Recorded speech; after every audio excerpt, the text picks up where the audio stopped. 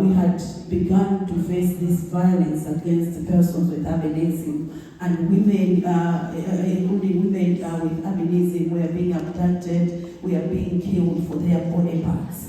And we had seen a lot of injustice that was going on, and the failure even of the justice system. It took women with disability, but also even the forming the cross-movement alliances in order to really advocate for review of some of the laws in order to ensure that there is really safety. We had a lot of people that were being killed, and by now, as we are talking now from that kind of engagement, now we rarely see these kind of cases. At least in a month, maybe you will find that 4 or 5 people are being killed. But today, at least some months are going and one is not being killed. That shows the power of collectiveness, and also even in the way we had to influence that led to the review of some of the Anatomy Act.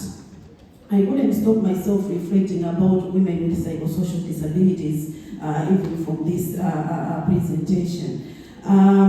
You find that most of the times, that was I think 2 years ago in Chien in Malawi, one of the women with psychosocial disabilities was stoned to death because she had beaten someone, and people, without considering that this would be a psychosocial disability, they had to run and stone this woman for beating another person, and she died just like that. But reflecting back, how are people aware that women with psychosocial disabilities, or generally people with psychosocial disabilities, need their support? They need to be included. What you find by the end of the day is institutionalization. You find that they just look at the angle of medical approach rather than even looking at the human rights approach of disability. During the COVID-19, we saw a lot of even women with psychosocial disabilities. We had various reports from African countries, Uganda, Kenya, and the like, that reported that women with disabilities were being raped, and even some of them, as this case of being stoned. It is worrisome to think about even the laws that are there. How are they reflecting these women? Because the way you reflect them also tells if they are going to really face justice. For instance, the Penal Code Section 139 of Malawi, it refers to a person with psychosocial disability as imbecile, and some other circumstances as idiots. So now, this is similar to even some of the laws that even are in Kenya. If you are referring to a person like this, even it goes in the newspapers. We had a lot of documentations in the newspaper. Oh, in Chiradzulu, an imbecile has done this and that. Now, if you go to the court, you go to seek justice, and already the person is an imbecile, is an idiot. How do you think they can stand as witnesses, or they can stand as whose evidence can really be valid?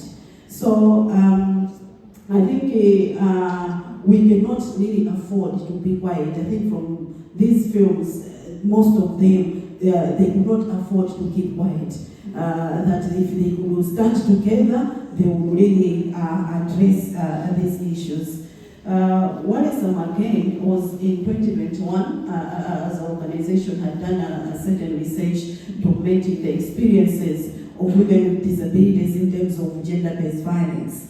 And it was sad to understand from this research that women with disabilities, even though they say that, oh, we can report abuse if we encounter, but in reality, we saw that when they had faced the violence, it was difficult for them to report abuse, only to find out that most of them, the perpetrators of violence, are their families, are those that take care of them, are the breadwinners.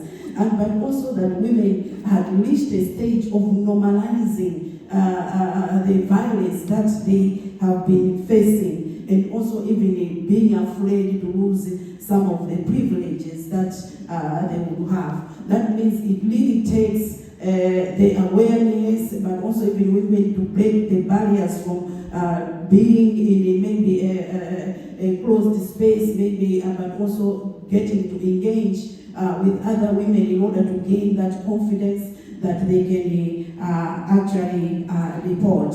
And I think finally my reflection also was to look at as activists that we've been in this week, hearing these stories every day, hearing these stories around the world. And you know, it really affects. When I was watching the films, I was really shaking. I was like, I don't even know if I'll be here, I'll be able to even reflect.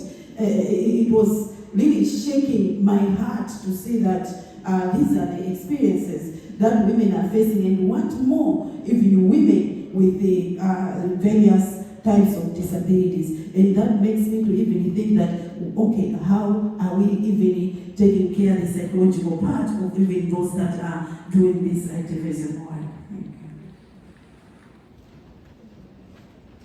Thank you.